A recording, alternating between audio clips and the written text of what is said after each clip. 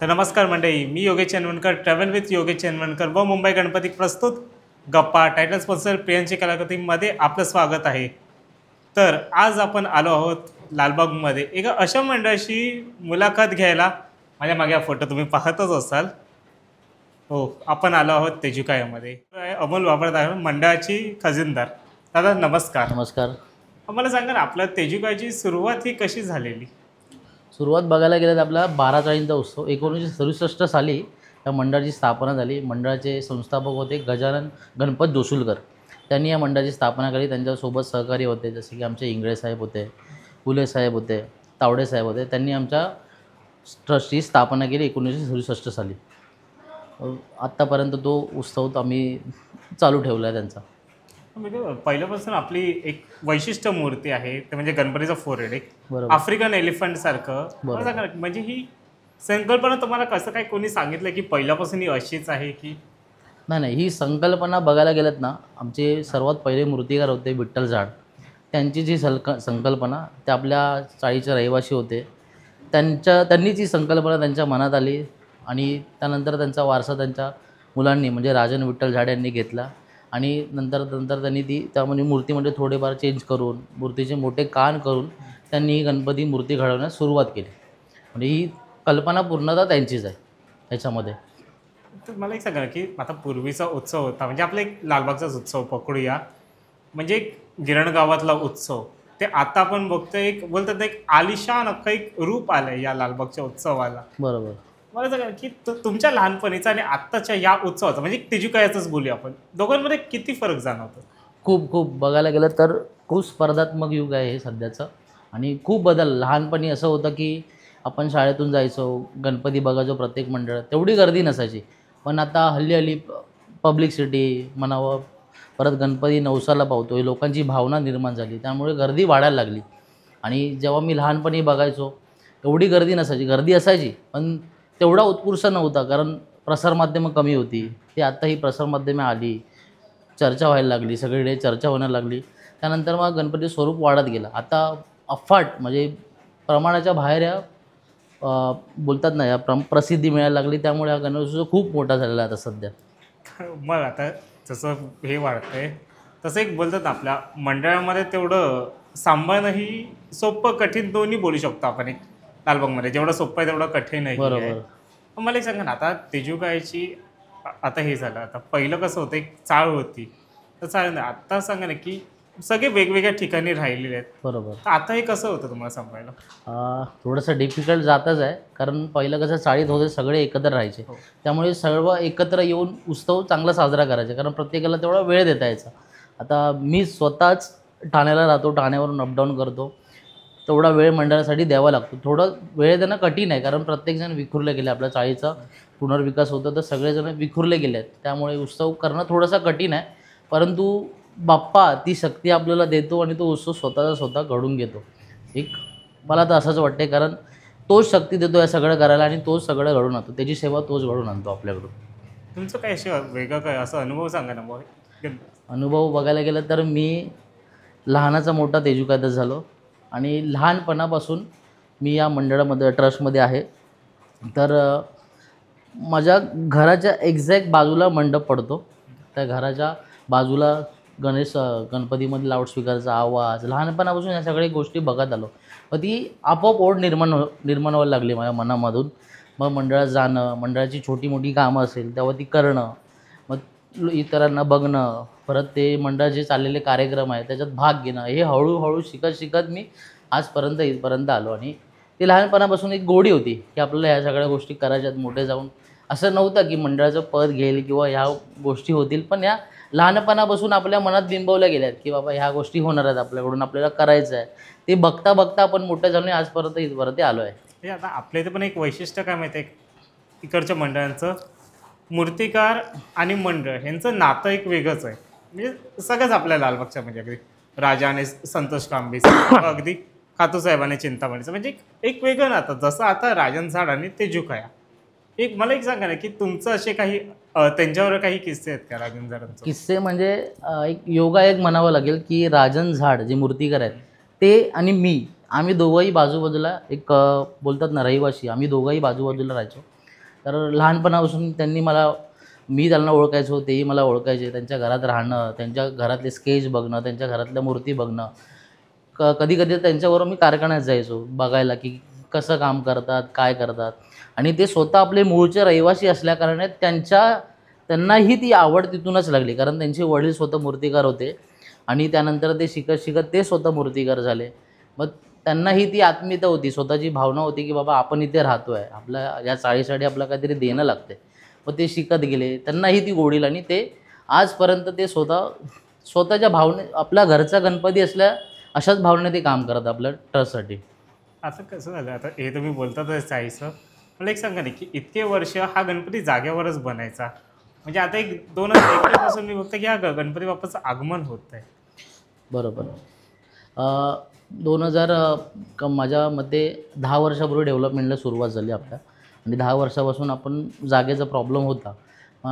राजन जाडेंची कार्यशाळा होती डीरा रोडला, तिथे ते मूर्ती बनवायचे. मग आपण तिथून ती मूर्ती घेऊन यायचो. आपल्या एक मूर्तीचं वैशिष्ट्य होतं, की आपली मूर्ती लोकांना खूप भावते त्याच्या वेगळ्या रूपामुळे. कारण एवढे मोठे प्रचंड कान जे आपल्या बाप्पाचे आहेत, ते कोणत्या गणपतीत नसतात माझ्या मते तरी. कारण एवढे मोठे कान आणि जो गणपतीला एक चेहऱ्याला जो उभट आकार आहे, एक विशिष्ट रूप आहे गणपतीचं, ते लोकांना भावतं.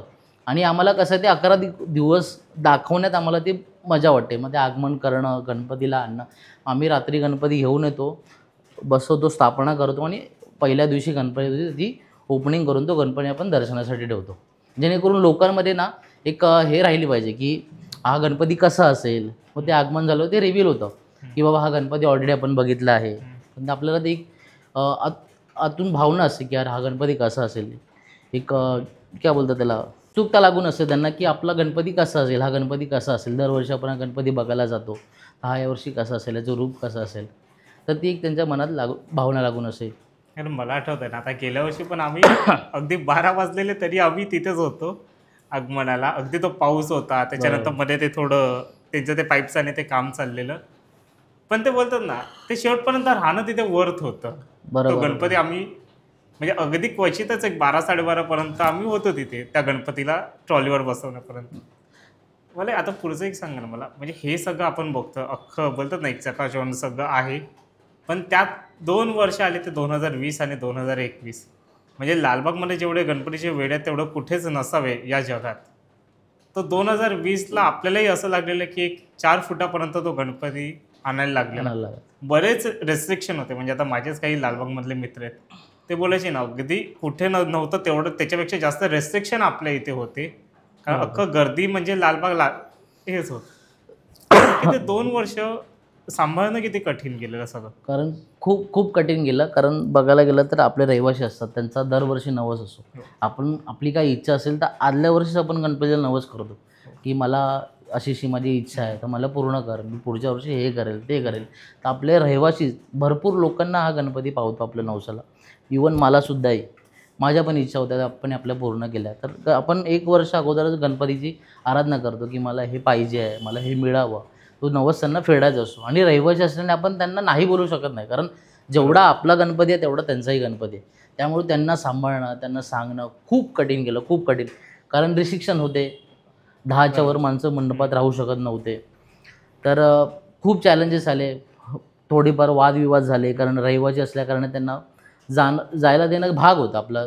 कारण त्यांचा गणपती आहे, त्यांच्या सहकार्याने आपण हा गणपती बसवतो. तर खूप चॅलेंजेस आले. पण शेवटी कोरोनापुढे आणि सरकारपुढे आपण काही करू शकत नव्हतो. कारण आपल्या जीवाची जबाबदारी घेणे ही आपलीच काळजी होती. तर अशा प्रकारे त्यांनी संकटाला साथ दिली आपल्या आणि तो कोरोना काळही निघून गेला आणि 2 वर्ष सणही आपला व्यवस्थित साजरा निघून झाला. मी बोलू शकतो, की आता एक आम्ही बघितलेलं त्या गणपतीने तुमचं एक ऐकलं. म्हणजे कसं झालं, बाकीचे 2021चं मी सांगतो, बाकीचे गणपती कसं होतं, तिथे गिरगाव चौपाटीला ना एक सगळे असे हे लावलेले टेबल्स लावलेले, त्याच्यावर तुम्ही गणपती ठेवायचा आणि मग ते कर्मचारी गणपती घेऊन जायचे. तुमच्या वेळेलाच असं झालेलं ना, की तुम्ही तो शेवट पाण्यापर्यंत तुम्ही लोक घेऊन गेले. नाही, तो किस्सा कसा झाला तुम्हाला सांगतो. सरकारने नियम ठेवलेला, ट्रकवरती गणपती घेऊन जातात. ट्रकवरती फक्त जेमतेम 10 कार्यकर्ते असतील, जे ट्रक आतमध्ये गिरगाव चौपाटीला घेऊन जातील. तर गिरगाव चौपाटीला घेऊन जातील त्या ट्रकवर मी पण होतो. तेव्हा मी पण कार्यकर्ता होतो त्या ट्रस्टचा. तर मी गेलो. त्यानंतर पोलिसांनी पहिल्यांदा अडवलं आम्हाला की बाबा एवढे जण जाऊ शकत नाही, तुम्हाला गणपती तिथे ठेवावा लागेल. तर आम्ही गणपती घेऊन गेलो आणि आपला गणपती तुम्हाला माहीतच असेल, आपला गणपती पर्यावरणपूरक असतो, तो थोडा हेवी बनतो, कारण त्यामध्ये कागदी लगदा असतो, शाडूची माती असते, त्यामुळे गणपती थोडा हेवी होतो. आणि जे ते कार्यकर्ते होते सरकारने ठेवलेले, ते जेमतेम 4 ते 5 जण होते आणि तो गणपती त्यांना उचलणं शक्य नव्हतं. पण देवाची इच्छा होती बघा, का आपण दरवर्षी गणपती खांद्यावरून घेऊन जातो. त्याची इच्छा होती की आपला खांद्यावरून भक्तांनी आपला गणपती खांद्यावरूनच घेऊन गेला पाहिजे. तो त्यांना जमला नाही. मग आमच्या कार्यकर्त्यांनी खांदा लावला आणि आम्ही गणपती आतमध्ये घेऊन गेलो. आणि तेव्हा मग म्हणजे काय रिॲक्शन होतं तुमचं खूप ज्यावेळेला? खूप म्हणजे एक कोणालाच भेटली नाही संधी, ती आम्हाला भेटली आणि खूप आनंद वाटला. कारण आम्ही वाट बघत होतो त्या क्षणाची की गणपती आम्हाला घेऊन जायचा. 1 वर्षभर आम्ही 2 वर्षभर थांबलेलो की गणपती आम्ही खांद्यावर घेतला नव्हता. छोटी मूर्ती होती, परंतु तरीही आम्हाला असं पाहिजे होतं की गणपती आपला खांद्यावर जाईल, पारंपरिक पद्धतीने विसर्जन झालं पाहिजे होतं. आणि ते शेवटी आमच्या हातून घडलं. त्याचा मला एक सार्थ अभिमान वाटतो. आता हे त्याच्या 1 वर्ष आपण आधी येऊया, परत 2019वर. 19ला बोलतात ना, एक रेकॉर्डच केलेला तो टिटवाळा बैठकीमध्ये, तो एवढा अवाढव्य गणपती. त्याची ती प्रोसेस कशी होती सगळी बनवण्याची? त्याची प्रोसेस बेसिकली काय झालं की POPची बंदी आणण्याचा प्रयत्न चालू होता सरकारचा. तर तशी त्यांनी GR पण काढला होता, परंतु त्या वर्षी तो झाला नाही. तर GR काढल्यामुळे आम्ही आमच्या ट्रस्टमध्ये बैठक झाली आमच्या सगळ्या कार्यकर्त्यांची की असं असं गणपती आपल्याला करायचं. तर ती संकल्पना आम्ही घेऊन मूर्तिकारांकडे गेलो. त्यांच्याही मनात ती नेमकी 3 संकल्पना होती की अशी अशी मूर्ती करायची. मग ती कशी करायची? त्यासाठी आम्ही 3 महिने अगोदरच मूर्तिकारांकडे गेलो. 3 महिने गेलो. त्यांनी सांगितलं की अशी अशी मूर्ती आपण करू शकतो पर्यावरणपूरक. त्यामध्ये काय करू शकतो? कागदी लगदा वापरू शकतो, शाडूची माती वापरू शकतो. आणि गणपती कमीत कमी झालेला 2 टन, म्हणजे 2000 किलोचा गणपती. एवढा गणपती बनवण्यासाठी आपल्याला कागद भरपूर लागणार होता.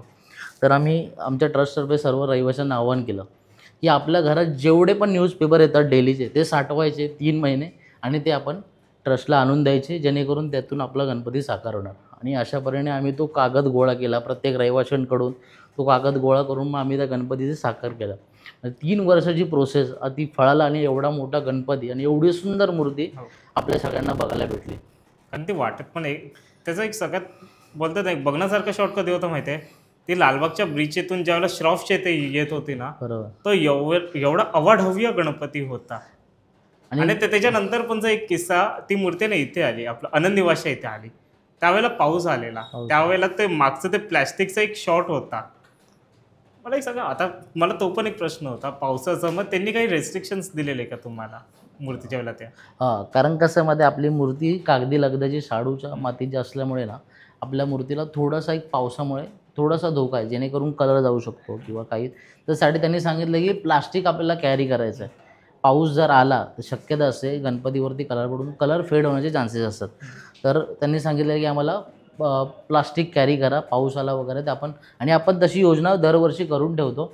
गणपती जर पाऊस जर येण्याची शक्यता असेल तर आपण ते प्लास्टिक गणपतीवरती चढवतो, आणि जेणेकरून गणपती आपला व्यवस्थित राहायला पाहिजे आणि सुरक्षित राहायला पाहिजे. परंतु बघायला गेलं तर मूर्तिकारांची एक शाश्वती असते की बाबा मूर्तीला काही होणार नाही, पण आपल्या एक मनातली भावना असते की आपल्या बाप्पाला सुरक्षित आपण नेलं पाहिजे. त्यासाठी आपण ती प्रिकॉशन घेतो. आणि तो एक अविस्मरणीय क्षणच होता, कारण तो प्लास्टिक टाकताना जो फुगा निर्माण झाला, एक वेगळंच चित्र होतं ते. आणि ते खूप सगळ्यांना भावून गेलं आणि खूप तो फोटो व्हायरल झाला. एक चांगलं वाटलं त्यांनी.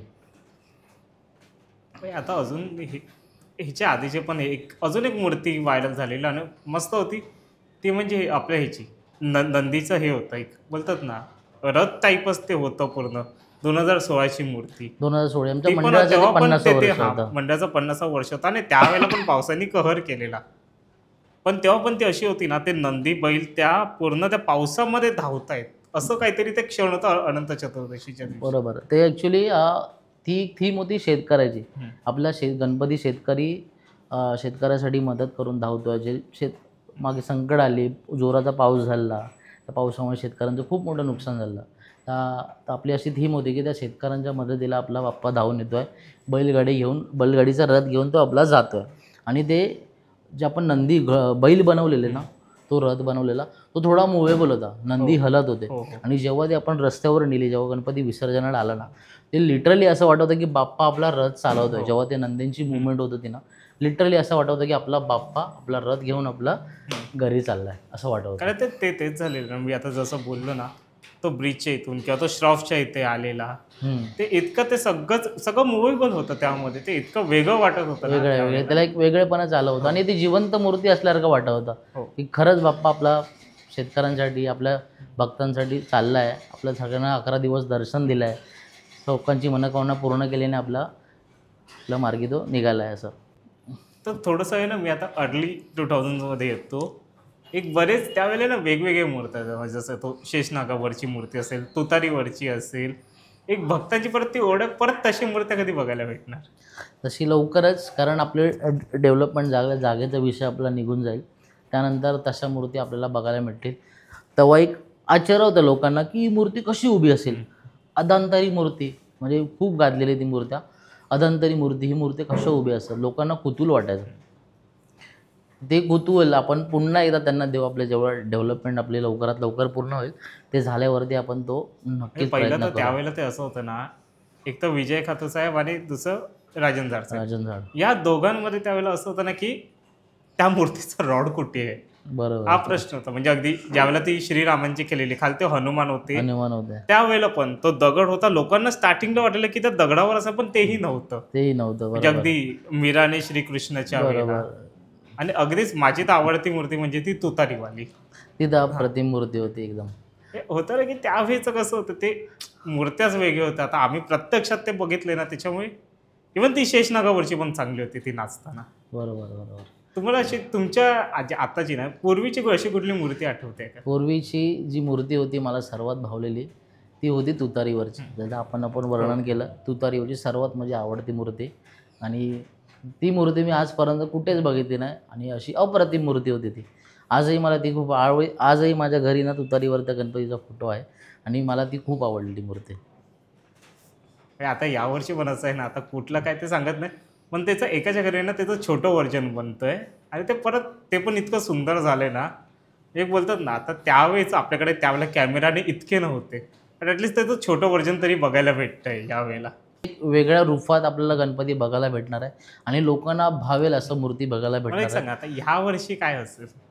यावर्षी थीम अशी आहे की आपल्या ज्या मागील काळामध्ये जे आपल्या देशावरती, आपल्या लोकांवरती जे संकट आले, त्या संकटाला तोंड देण्यासाठी, त्या संकटाची मात करण्यासाठी आपला बाप्पा येतो एक नवीन योद्ध्याच्या रूपामध्ये. म्हणजे सर्वांशी आपण सर्व जे काही आपल्याबरोबर घडलं आहे, ज्या गोष्टी घडल्या आहेत, त्या सगळ्यांना तोंड देण्यासाठी आपला बाप्पा तयार होऊन येतो आहे आपल्यासाठी. तर अजून एक प्रश्न याच्यामध्ये, की तुमच्या मंडळाचं नाव आहे त्याची काय, सार्वजनिक गणेशोत्सव ट्रस्ट. बरोबर. मला एक सांगा ना, की मंडळ आणि ट्रस्ट या दोघांमधलं नेमकं फरक काय होतं? मंडळ आणि ट्रस्ट म्हणजे काय, बेसिकली ट्रस्ट म्हणजे जे समाजासाठी आपण स्थापन केलं ट्रस्ट आहे, जे आपण समाजोपयोगी कार्य करतो. तर ह्या सगळ्या गोष्टीचा आढावा आपला त्याचा एक बॉडी असते, एक धर्मादायुक्त. ती बॉडी आपल्याला हे करते, आपल्याला जसं की आपल्याला म्हणायला लागेल एखादी, जसं की कॉर्पोरेट कंपनी असते त्याच्यामागे सेबी असते, तसं एक धर्मादायुक्त आपल्या कंपनीला देखरेख करत असं आपल्या ट्रस्टला. तर तो सगळा कारभार ते बघत असतात. आपला ट्रस्टचा जो व्यवहार असतो, एक पारदर्शकपणा असते त्यामध्ये, ज्यामध्ये आपण लोकांची देणगी घेतो, लोकांच्या वर्गणी घेतो, ह्याचा उपयोग प्रॉपर प्रमाणात होतो आहे की नाही, या सगळ्या गोष्टीसाठी धर्मादायुक्त आपल्या मागे देखरेख करत असते. तर त्यासाठी हे ट्रस्ट आपण केलं असतं. आता कुठचंही मंडळ आपण बोललं ना, मंडळ चालतं हे फक्त कार्यकर्त्यांमुळे. मला एक सांगा ना, की कार्यकर्त्यांची फौज कशी आहे त्याची कायामध्ये? कार्यकर्त्यांची फौज बघायला गेलं लहानपणापासून, मला तर माहिती आहे माझ्याबरोबरचे लहानपणापासून सगळे मित्र आज आपल्या ट्रस्टमध्ये आहेत.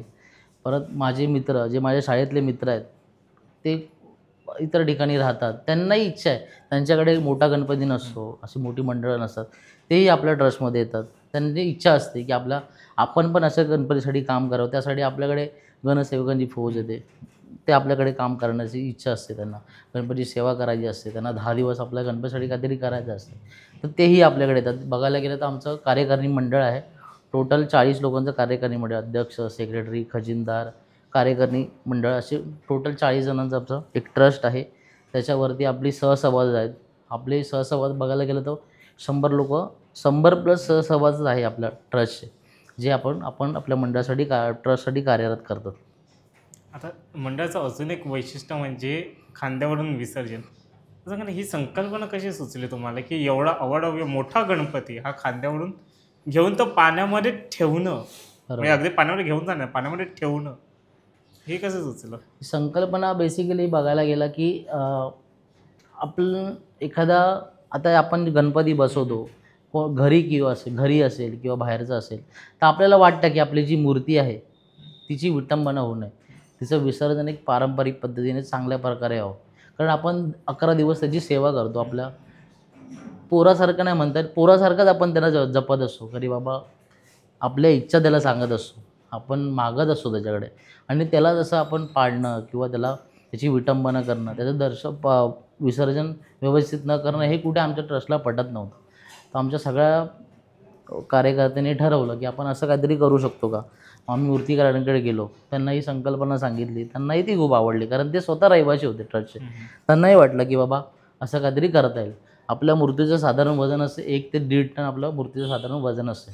तर ते वजन आपले कार्यकर्ते किती कार्यकर्ते लागेल त्यासाठी, ते आपण पेलवू शकतो का. आपल्या ट्रस्टमध्ये बघायला गेलं तर 500 खोल्या आहेत आपल्या ट्रस्टमध्ये. तर 500 खोल्यामधून एक मुलगा तरी असू शकतो प्रत्येक घरामध्ये. 500 मुलं. आम्ही ह्या विचाराने त्यांच्याकडे गेलो. ते बोलले की 500 बरोबर खूप झाले 1 टन गणपती उचलण्यासाठी. आपण गणपती जेव्हा खांद्यावर घेतो तेव्हा 4 ठिकाणी रावड असतात, एक पुढे 2, मागे 2, त्या साईडला आणि त्या साईडला. म्हणजे जेणेकरून इकडे 25 लोक, इकडे 25, असे 200 लोक आपण तो गणपती पूर्ण उचलतो. आणि तो लिलाय आपण पार घेऊन जातो आणि त्याचं पारंपरिक पद्धतीने विसर्जन करतो. जसं आपल्या मनाला भावेल असं गणपतीला शेवटपर्यंत आपण त्याला कुठेही गालबोट न लागता आपण त्याचं तर विसर्जन करतो. माझा तो प्रश्न होताच, की नॉर्मल कसं होतं, ते घेऊन जाणं आणि मग परत ते ठेवणं सगळ्यात कठीण भाग होता. कारण त्यावेळेला ती जमीन, आता कुठल्याही जमिनीवर जातो ती एक हे असते, स्टिफ असते, बरोबर. ती रेती आहे शेवटी, काही झालं म्हणजे अगदी पाय रुतणं किंवा हा सगळा प्रकार तिथे होतोच. आणि त्यात पण ती एवढी मोठी मूर्ती तिथे ठेवणं हा किती कठीण भाग आहे. नाही, खूप कठीण आहे. कारण कसं असते, आम्ही विसर्जन त्या पद्धतीने आम्ही आखतो. आम्हाला माहिती आहे की जेव्हा विसर्जन असतं संध्याकाळी 5 ते 6 पर्यंत हो. समुद्राला ओहोटी असते. तर त्या काळातच आम्ही गणपती समुद्रामध्ये घेतो, जेणेकरून आपला गणपती खूप आतमध्ये जाता येईल आणि आपला गणपती आपल्याला प्रॉपर तिथे ठेवता येईल. आणि मग जेव्हा भरती चालू होते तेव्हा आपल्या गणपतीचं पूर्ण विसर्जन प्रॉपर प्रमाणे झालेलं असते. म्हणजे ही आपली आखणी असते की आपल्याला कसं हे गणपती घेऊन जायचं आहे, कसं याचं मूर्ती करायची आहे, कसं त्या सगळ्या गोष्टी आपण तिथे, अशी आपली वर्षभराची आपली आखणी असते की आपण कसं घेऊन जायचं, कधी ओहोटी असेल, मग त्याप्रमाणे आपण त्याचं विसर्जन करतो. मी आहे ना, गिरगाव चौपाटीला ना एक नाव ऐकलंय, तेजुकाया पॅटर्न. मला सांगा ना, हे तेजुकाया पॅटर्न काय आहे? नक्कीच सांगायला आवडेल. तेजुकाया पॅटर्न इन द सेन्स काय आहे, जसं आपण एखादा घरचा गणपती, आपला तुम्हाला आठवत असेल, आपला घरचा गणपती जेव्हा विसर्जन करतो तेव्हा जाताना गणपतीचं तोंड आपल्याकडे असते, हो. समुद्राकडे तोंड नसतं, त्याचं तोंड आपल्याकडे असते. कारण जाताना तो एक आपल्याला शेवटचा आधार देत असतो की मी पुढच्या वर्षी परत लवकर येईल. तो एक सांगत असतो, म्हणजे आपण बघत असतो की त्याला शेवटचा प्रणाम करत असतो की बाबा चालला आहेस, पुढच्या वर्षी लवकर आहे. तर तीच संकल्पना आमच्या डोक्यात होती. गणपती जाताना आपल्या भक्तांकडे त्याचं लक्ष असलं पाहिजे की बाबा मी चाललो आहे, पुढच्या वर्षी लवकर येतो. मग तोच गणपती आपण जेव्हा गिरगाव चौपाटीला घेऊन जातो आणि गणपती मध्येच आपण तो टर्न करतो. सगळे कार्यकर्ते खांद्यावर गणपती पूर्ण टर्न करतात. अख्ख्या समुद्रावर जेवढे भाविक असतात सगळे टाळ्याच्या गजरात आपल्या गणपतीचं स्वागत करतात. कारण एक युनिक कल्पना आहे ती, एवढा मोठा गणपती. आणि माझ्या मते लालबाग ते गिरगाव चौपाटी 7 किलोमीटरचं अंतर आहे. 7 किलोमीटरचं अंतर गणपती ट्रॉलीवर ओढत आणणे, चालत आणणे, त्यानंतर तो गणपती पुन्हा खांद्यावर उचलायचा आणि मध्येच तो गणपती फिरवायचा. तेवढा जोश, तेवढी ताकद लागते. कारण ती बोलणं सोपं नाही आपल्यासाठी. ती ताकद लागते, आपण घेऊन जाऊ, आपण करू. पण ती ताकद तोच देतो मला असं वाटते. आणि तोच तो सर्वांना आशीर्वाद घेऊन मस्त सगळ्यांना असा आशीर्वाद देतो. शेवटचा मग रामराम करतो आणि तो आपल्या मार्गाला निघून जातो आणि पुढच्या वर्षी लवकरने आश्वासन देऊन जातो. फिरवताना कधी अशी भीती नाही वाटली का, की तो एवढे कार्य करते, त्यात तो एवढा जनसमुद्र आहे तिथे, त्यात एवढा मोठा गणपती फिरवणं? नाही, खूप रिस्की आहे. पण मला नाही वाटत त्यामध्ये काही भीती वगैरे कसली. कारण आपण आपल्या बाप्पालाच घेऊन चाललो आहे. त्यालाच आपली काळजी असते, आपण त्याला नेत नसतो, तो स्वतः आपल्याकडून करवून घेत असतो. मला तर हे वाटते, कारण 11 दिवस येतो, एवढी सेवा करून घेतो आपल्याकडून, एवढ्या सगळ्या गोष्टी करून जातो आणि तो स्वतःच तो आपल्याला खांद्यावरून घेऊन स्वतःच विसर्ग करून घेतो आपल्याकडून. आणि ती ताकद आमच्या भाविकांना, आमच्या मंडळाच्या ट्रस्टच्या सगळ्या कार्यकर्त्यांना त्या दिवशी येतेच. एक शेवटचा प्रश्न, यंदाच्या आता जशी तुम्ही थीम सांगितलं, यंदाची पूर्वतयारी कशी आणि काय होती या वर्षीची? यंदाची पूर्वतयारी बघायला गेलं तर आमचं पाद्यभोजन झालं 5 जुलैला, आषाढी एकादशीला 6 जुलैला आमचं पाद्यभोजन झालं आषाढी एकादशीला. आणि त्यानंतरच आमच्या गणपतीला पूर्वतयारीला सुरुवात झाली. त्या दिवशी आम्ही पहिलं गणपतीचं पायाचं पूजन करतो. त्यानंतर मग बाकीच्या कामाला वर्गणी, जशी आपण पूर्ण लालबागमध्ये वर्गणी काढतो, सगळ्या दुकानदार आपले रहिवासी असतात त्यांच्याकडून वर्गणी सुरुवात करतो. ते वर्गणी काढल्यानंतर बाकी इतरत्र ॲडव्हर्टायझिंग असते, आपलं शो विनर असतात, कोणाकोणाची ॲड असतात, त्यासाठी आम्ही सगळे धावपळ करत असतो. मंडळासाठी, ट्रस्टसाठी सगळा निधी गोळा करणं. त्यानंतर मग ही सगळी पूर्वतयारी आपली जुलैपासूनच चालू होते. मग मूर्ती बुक करणं, मूर्तिकाराकडे जाणं, मंडपाचं डेकोरेशनचं बघणं, ह्या सगळ्या गोष्टी आता जून जुलैपासून आपल्या चालू होतात. मी काय बोलतो, मग आता मूर्तीचं तुम्ही बोललात मधून, मग आता मूर्ती संकल्पना ही मोस्टली कोणाची असते, मंडळाची की मूर्तिकाराची? ही बघायला गेलं ती संकल्पना असते मूर्तिकाराची, कारण ते स्वतः आपले रहिवासी आहेत. तुम्हाला सांगितल्याप्रमाणे ते रहिवासी आहेत. ते आम्ही त्यांच्याकडे जातो, ते आम्हाला संकल्पना सांगतात. मग आमच्या ट्रस्टचे कार्यकर्ते असतात, अध्यक्ष, सेक्रेटरी, ही ती संकल्पना बसून आम्ही डिस्कस करतो की कशी संकल्पना असेल, मग ती आपल्याला आवडेल का. आणि भाईंनी सांगितलेली संकल्पना आजपर्यंत असं झालं की कधीच आम्हाला अशी आवडली नाही, कारण त्यांची मूर्ती हेच आमच्या एक ट्रस्टचं वैशिष्ट्य आहे. कारण ती मूर्ती, त्या मूर्तीमुळेच आपलं ट्रस्ट आज इथपर्यंत आहे असं मला वाटते. कारण दरवर्षी जेव्हा भाविक येतात, तेजुगाचा गणपती कुठे बसतो, तर ती इथे बसतो का, हे सगळे ती ओळख आहे त्या गणपतीची. तो हत्ती मोठे कानवाला बाप्पा इथेच बसतो का, अशी विचारणा भरपूर भाविकांमध्ये होते. तर तीच ओळख आहे आपल्या ट्रस्टची आणि त्यामुळेच आज आपला एवढा आता ट्रस्ट मंडळात मोठा पण आहे. एक आहे ना, एक 2 दिग्गज मूर्तिकारांच्या मूर्त्या एका मंडपात बसतात. एक म्हणजे आपली मोठी मूर्ती ही राजन झाडांची आणि पूजेची मूर्ती ही बागवे काका. बागवांचे हे बोलतात ना, एक मुंबईचे 2 मोठ्या मूर्तिकारांची मूर्ती एकाच मंडपात. बघायला गेलं तर 2 मूर्तिकार नाहीत, आपल्याकडे 3 मूर्तिकार बसतात. हो. एक खातू पण आमचेच रहिवासी, बागवे पण आमचेच रहिवासी आणि राजन झाड पण आमचेच रहिवासी आहेत. तर अशी स्पर्धा कुठे नाही, पण प्रत्येकाची भावना असे. आज जुन्या परंपरेपासून राजन विठ्ठल झाड बनवत आले, तर तेच मूर्ती बनवतात आणि पूजेची मूर्ती बागवे बनवतात. कारण राजन झाड आहेत ना, सहसा पूजेच्या मूर्ती बनवत नाही. त्यांचा हातखंडा आहे मोठ्या मूर्ती बनवण्यामध्ये, त्यांचं वैशिष्ट्य जाते. मग ते मोठ्या मूर्ती बनवतात आणि बागवे आपल्या छोट्या मूर्ती एक बनवतात. शेवटचा प्रश्न, तेजुका सार्वजनिक गणेशोत्सव ट्रस्ट आणि राजन विठ्ठल झाड यांचं नातं सांगा. यांचं नातं बघायला गेलं तर मला असं वाटत नाही काही वेगळं आहे. ते एक त्या ट्रस्टचा भागच आहे बघायला गेलं तर. कारण त्यांच्या हातून जी मूर्ती घडते तीच आमच्या ट्रस्टची ओळख आहे आणि मला वाटतं की हेच त्यांचं वैशिष्ट्य आहे आणि ते एक त्या ट्रस्टचा भाग आहे, त्या एक ट्रस्टचं एक लेकरू आहे असं मला वाटतं ते. ठीक आहे दादा, धन्यवाद इतका तुम्ही आम्हाला वेळ दिला. धन्यवाद. त्याबद्दल आम्ही आपले आभार आहोत आणि तुम्हाला ही व्हिडिओ कशी वाटली ही कमेंटद्वारे सांगा आणि राजा तेजुका याचा विजय असं लिहायला विसरू नका. इतकं बोलून मी आपली रजा घेतो. जय हिंद, जय महाराष्ट्र.